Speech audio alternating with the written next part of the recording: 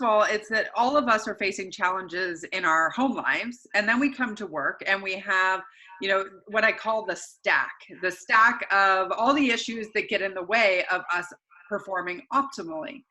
And that stack can rob people of being able to, not go on burnout. Like, we have unprecedented rates of stress leave and burnout, and leaders are frustrated because their teams are demoralized, or they're complaining a lot. All of that, the solution to it is mastering everyday resilience. And I like to say, like a resiliency ninja.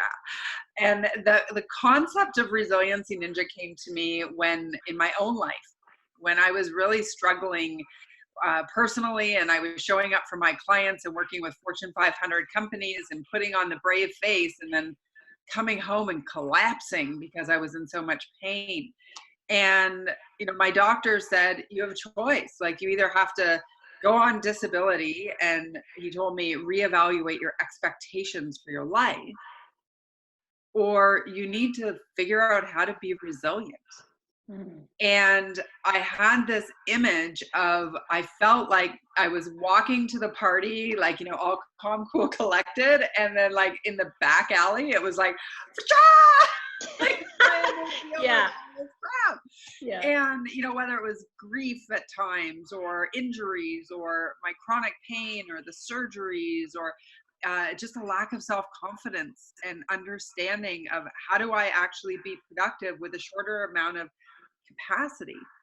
And so that's what I believe a resiliency ninja is. Someone who is committed to really mastering the art of everyday resilience, because resilience is not something that we figure out and then all of a sudden every workday is perfect and we don't have any obstacles or challenges or bad habits. We have to keep putting it at the forefront. Every day we have to recommit to not allowing the challenges we face to impact our results. And without the foundational expertise of everyday resilience, that's what happens.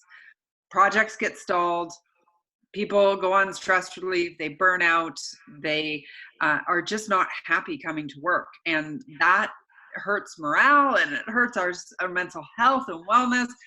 And so that's why I'm so passionate about it, because I know what it can do for teams.